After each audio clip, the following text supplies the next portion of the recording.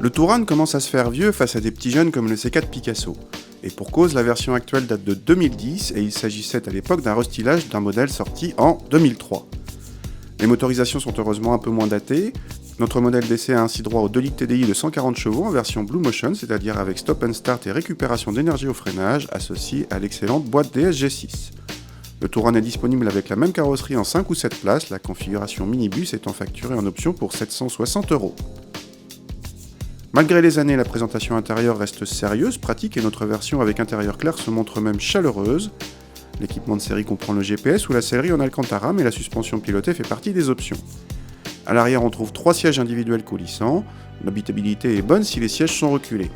La rangée du fond est forcément moins accueillante, mais ces strapontins sont parmi les moins pires dans la catégorie en espace disponible.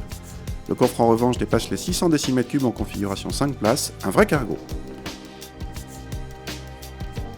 Au volant, malgré là encore les années, le Touran se défend encore assez bien, du moins en termes de confort. Notre voiture avec roue de 16 pouces et suspension pilotée s'est montrée prévenante en filtrage.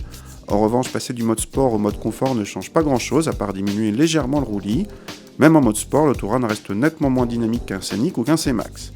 Le TDI et ses 140 chevaux sont un peu trop grondants, mais les relances sont faciles. La boîte DSG6 représente toujours une référence pour sa douceur et sa rapidité.